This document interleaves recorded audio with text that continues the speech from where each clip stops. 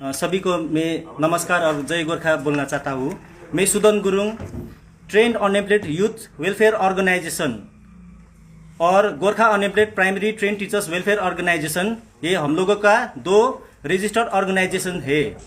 और आज मैं आप लोगों के पॉलिटिकली और मॉनिटरी लेवरेज में जो अपॉइंटमेंट्स किया गया था without following any due process of law, वहाँ पे भाई भतीजावाद, परिवारवाद करके पॉलिटिकल और मॉनिटरी लेवरेज में जो अपॉइंटमेंट हुआ था, ये आप सभी को मालूम है कि हमने प्रीवियसली भी यही सिलगढ़ी जर्नलिस्ट क्लब से हम लोगों ने प्रेस मीट के द्वारा जनाया था कि जो जीटीए में शिक्षक नियुक्ति को लेके जो भ्रष्टाचार हुआ है उसके अगेंस्ट में हम लोगों ने हमारे ऑर्गेनाइजेशंस के तरफ से, हम लोगों का ऑर्गेनाइजेशन का मेंबर्स के तरफ से जो जलपाईगुड़ी सर्किट बेंच में एक रिट याचिका दायर किया था।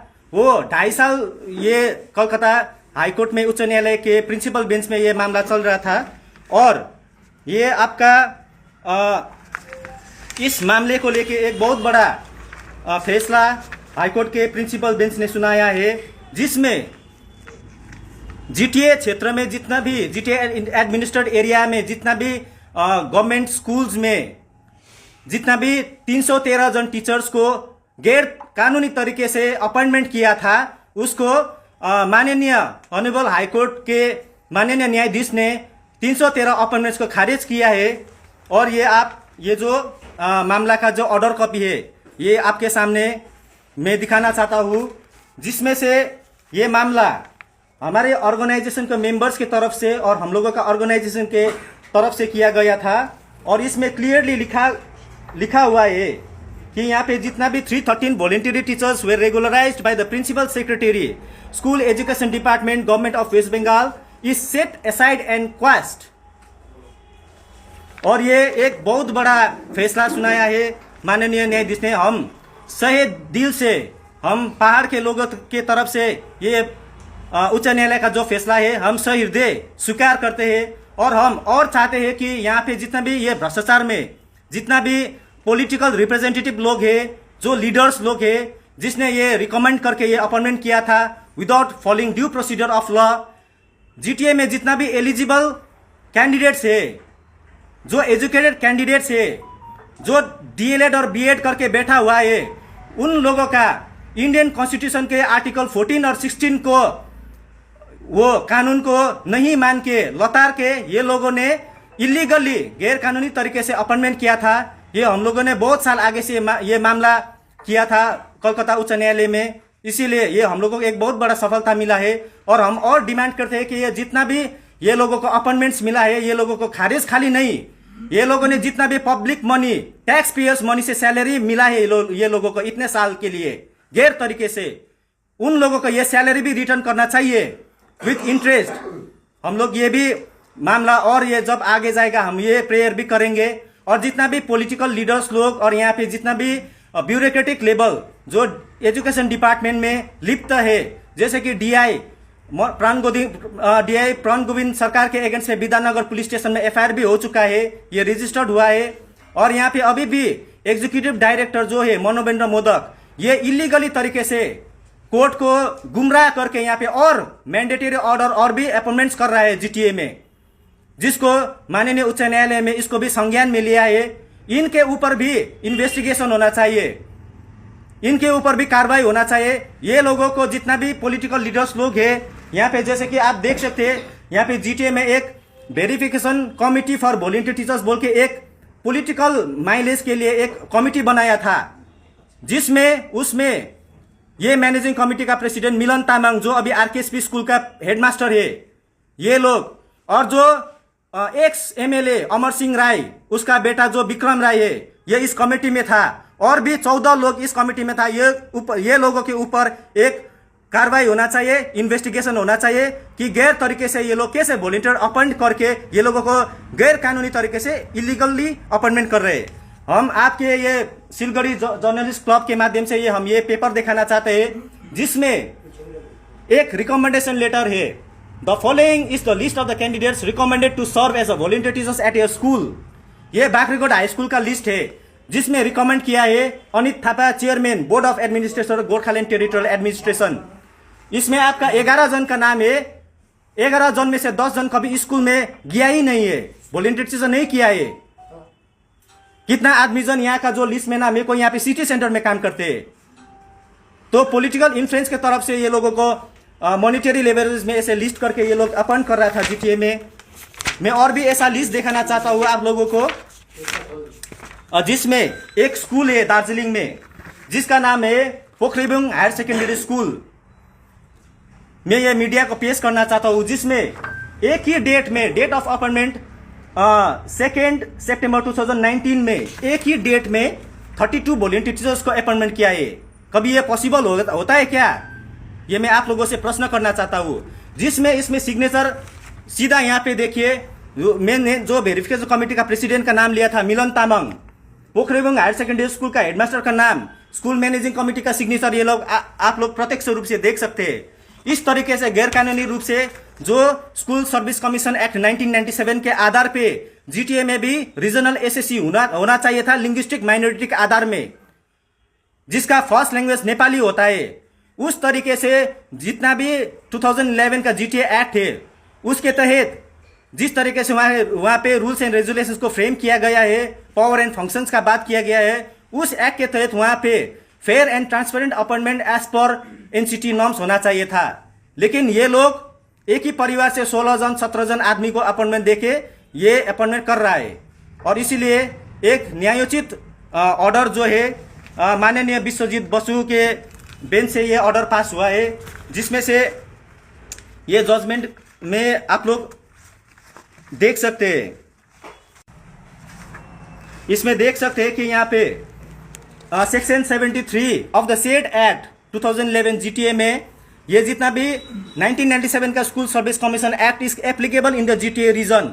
अभी भी जीटीए में जो रीजनल एसएससी है, जो 2000 ईयर में आपका वहां पे एक एग्जाम हुआ था रीजनल एसएससी, वो रीजनल एसएससी यहाँ पे जो अनित थापा लोग बोल रहा है कि जीटीए में एसएससी का फंक्शनिंग नहीं है, लेकिन कोर्ट में साबित हो चुका है कि जीटीए में अभी भी रीजनल एसएससी फंक्शनिंग है।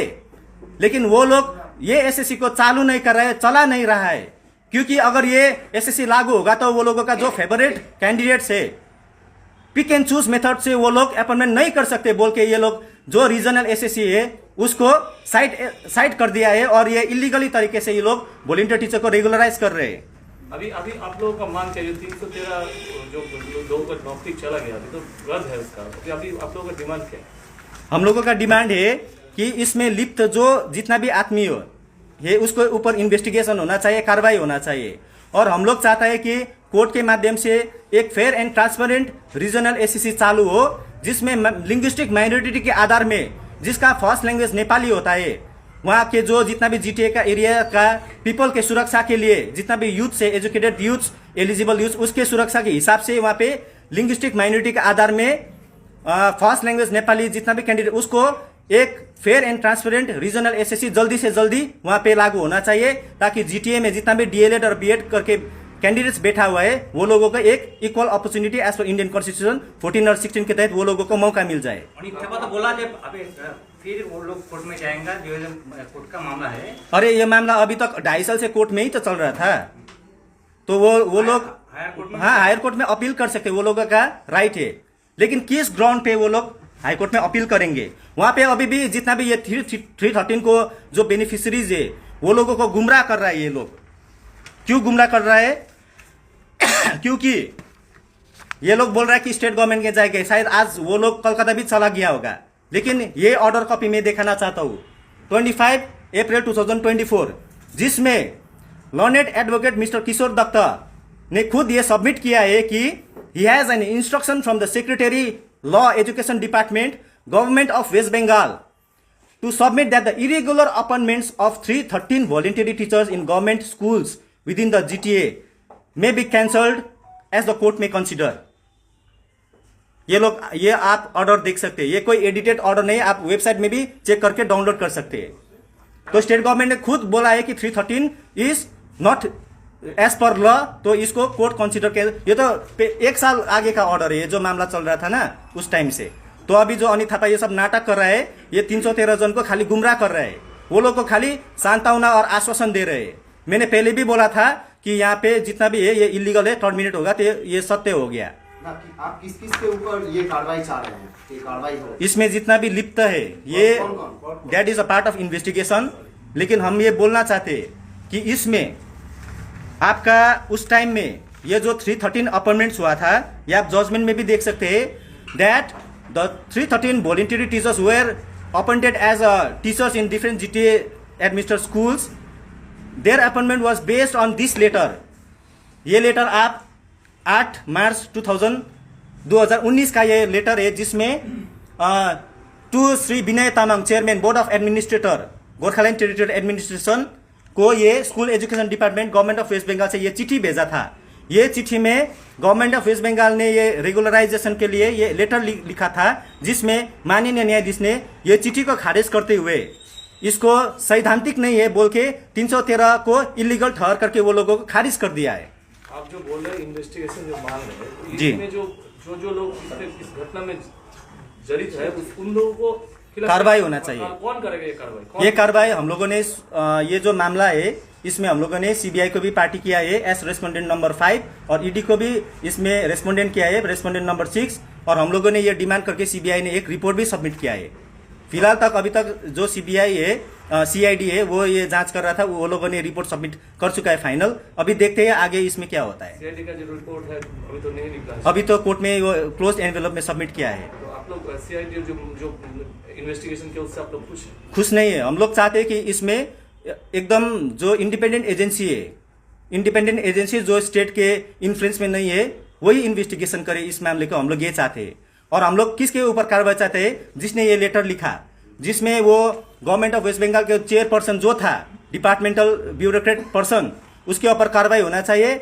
उस टाइम ये जो चिट्ठी भेजा विनय तामाङ, उसके ऊपर कार्रवाई होना चाहिए। और इसके बाद चिट्ठी के बाद जब GTA का board of administration Anit Thapa था, 26 जून 2019 को अनित थापा ने खुद अपने हाथों से ये 313 का अपॉइंटमेंट वितरण किया था, अपने हाथों से, इन प्रेजेंस ऑफ DI रणगोविंद सरकार, ED मनोवेंद्र modak, x MLA Amar Singh राय और अन्य व्यक्ति के आगे ये लोगों ने ये 313 जन का 26 जून 2019 को ये जो अपॉइंटमेंट लेटर है उन्हें हाथों ने वितरण किया था। ये हम आप लोगों को प्रमाण भी दे सकते हैं। नहीं, आप बोल रहे हैं कि ये पार्ट ऑफ इन्वेस्टिगेशन है जी। तो अब ये तो क्लियर, आप ये भी बोल रहे हैं इसमें कौन है? इसमें आपका ग्रास रूट लेवल से लेकर डिपार्टमेंटल ऑफिशियल से लेकर पॉलिटिकल रिप्रेजेंटेटिव और कलकत्ता में अभी मैंने जो बताया ये जो स्कूल एजुकेशन डिपार्टमेंट का जो ब्यूरोक्रेट पर्सन्स था, ये लोग के ऊपर सब जितना भी है संज्ञान में लेके ये लोगों के ऊपर कार्रवाई होना चाहिए।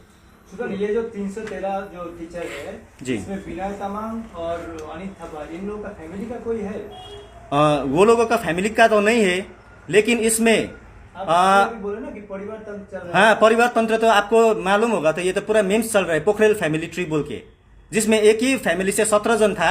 उसमें से 313 में वो लोगों का फैमिली से 4 आदमी है। हम लोगों ने एफिडेविट में भी पुटअप किया है ये मामला को, और भी बहुत सारा फैमिली मेंबर्स है। फैमिली ट्री पूरा है इसमें। इससे पहले आप इस कैबिनेट जी बाहर लौटे, आपके ऊपर जी मेरे ऊपर हमला हुआ था। आपका कुछ ये है? जी ऐसा हो सकता है? जी सर, फिर से आपके ऊपर हमला हो सकता है? जी फिर से अभी भी बहुत सारा पब्लिक के तरफ से मुझे रिक्वेस्ट आ रहा है और वो लोग मुझे बोल रहे हैं कि थोड़ा सतर्क रहने के लिए। और मैं बोलना चाहता हूँ कि हम किसी एक इंडिपेंडेंट यूथ है। मैं 2 ऑर्गेनाइजेशन है जो अभी ये कोर्ट केस में लिप्त है, एक Gorkha unemployed primary trained teachers welfare organisation और ये मामला अभी 313 का चल रहा है, ये trained unemployed youth welfare organisation. ये 2 ऑर्गेनाइजेशन को मैं लीड करता हूँ। ये बोथ ऑर्गेनाइजेशन का मैं यहाँ पे जो ये जजमेंट कॉपी है, ये trained unemployed youth welfare organisation and others, ये हम लोगों का ऑर्गेनाइजेशन है। और इसके तहत हम इंडिपेंडेंट यूथ है। हम 2 ये अपोलिटिकल ऑर्गेनाइजेशन चला था ये, लेकिन हम लोगों ने जो मामला किया है ये बहुत बड़ा एक नेक्सस है, ठीक है। तो मेरे ऊपर तो आप जो बोल रहे हैं ये तो ऑटोमेटिक, ये आप लोग को पता होना चाहिए, साधारण आदमी को भी मालूम है कि मेरे लाइफ के ऊपर कितना थ्रेट है। अगर फ्यूचर में कुछ होता है तो मैंने आगे भी FIR किया था अनित थापा के अगेंस्ट में, केशव राज पोखरेल के अगेंस्ट में, ये GTA PRO जो है SP शर्मा के अगेंस्ट में, और जितना भी ये 313 में इन्वॉल्व है वो सब जिम्मेवार होगा अगर फ्यूचर में मुझे कुछ हो गया तो।